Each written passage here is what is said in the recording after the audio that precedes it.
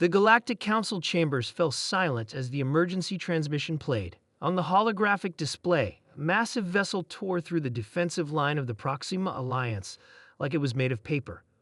Even the most battle-hardened counselors felt a chill as they watched the impossible unfolding before them. "Ancestors, preserve us," whispered Admiral Vex, his four eyes widening in disbelief. "What manner of weapon is this?"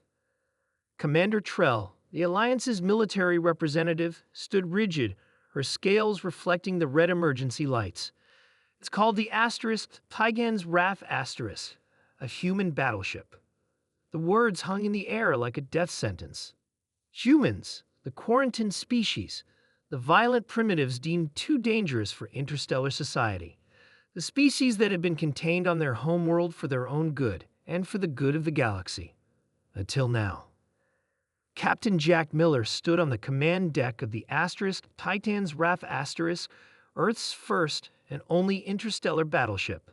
Behind him, a crew of 150 of humanity's finest worked in practiced silence, monitoring systems that no other species had thought to combine.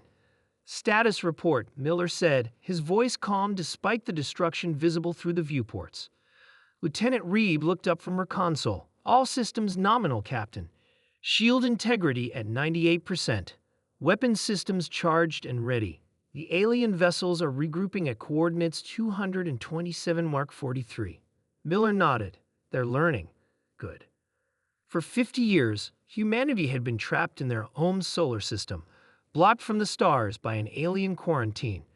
For 50 years, they had watched alien ships patrol the edges of their system, listening to transmissions they weren't supposed to intercept, learning languages they weren't supposed to understand. For 50 years, they had built the ship in secret. "Sir," said Navigation Officer Tom Davis, "we're receiving a transmission from what appears to be their flagship." Miller straightened his uniform on screen. The alien commander appeared, a reptilian being with golden scales and elaborate facial ridges that Miller recognized as a mark of rank among the Proxima species. "Human vessel," the alien said, its translator converting the hisses and clicks into English. "You have violated galactic law. Power down your weapons and prepare to be boarded. Your quarantine violation will be addressed by the Council." Miller smiled, not a warm smile. "I'm afraid there's been a misunderstanding. We're not violating anything. We're here to negotiate new terms." The alien commander's ridges flared in what intelligence reports suggested was a sign of anger or alarm. "There are no negotiations. Your species is deemed unsafe for galactic integration. And yet," Miller replied, gesturing to the debris field of destroyed alien ships floating around them, "here we are, outside our system, in a ship that just took down half your fleet without taking significant damage." A moment of silence passed. "What do you want?" the commander finally asked. "I want to speak to the Galactic Council, all of them, now." In the council chambers, the debate raged. Some wanted to destroy the human ship at all costs, even if it meant sacrificing fleets and potentially whole systems. Others counseled negotiation. "You don't understand," Trell hissed. "Humans don't think like us. When they're threatened, they don't surrender. They escalate. They have a history of violence that makes the Turan Wars look like a political disagreement." "One ship cannot stand against the combined might of the galaxy," said Counselor Mox, his tentacles waving dismissively. Admiral Vex shook his head. "You're missing the point. If they build one ship like this in secret, how do we know they haven't built more? How do we know they don't have worse weapons waiting?" The council fell silent as the communication officer announced, "The human captain is hailing us directly." On the main screen, Captain Miller appeared, calm and composed in his dark uniform, emblazoned with the simple patch of Earth's unified government. "Greetings, counselors. Thank you for finally taking my call."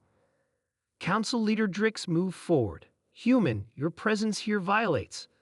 "Let's skip that part," Miller interrupted. "We both know why I'm here. For 50 years, you've kept humanity prisoner in our own solar system. You've prevented us from expanding, exploring, trading. You've labeled us as dangerous without ever giving us a chance to prove otherwise. The history," Drix began, "is our own," Miller finished. "Yes, we fought wars.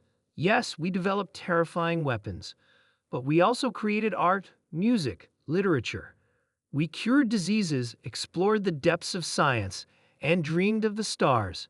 You judged us by our worst moments and ignored everything else. Miller leaned forward.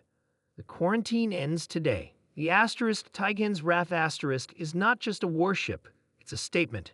Humanity will take its place in the galaxy, either as friends or as. He let the implication hang, Counselor Mox spluttered. This is extortion. This is diplomacy, Miller corrected. Human style. We're offering friendship, trade, cultural exchange, but we will not be caged. 3 months later, Captain Miller stood in those same council chambers, now as Earth's official representative. The negotiations had been tense but productive. The quarantine had been lifted with conditions. Your species still concerns us, Counselor Drix admitted during a private conversation after the formal treaty signing. The way you built that ship in secret is unprecedented. Miller nodded. When backed into a corner, humans become remarkably resourceful. It's not our preferred state of being, though. And what is? Drix asked. Partnership, Miller said simply.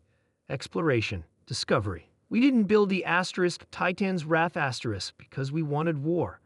We built it because we wanted freedom. As Miller looked out at the stars through the council station's viewport, he thought about the ship that had changed everything.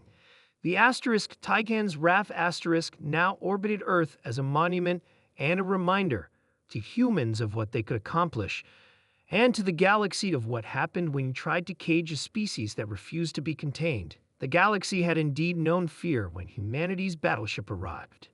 But now perhaps they could learn something else from humanity: resilience, determination, and the unquenchable desire to reach for the stars, no matter the obstacles placed in their way.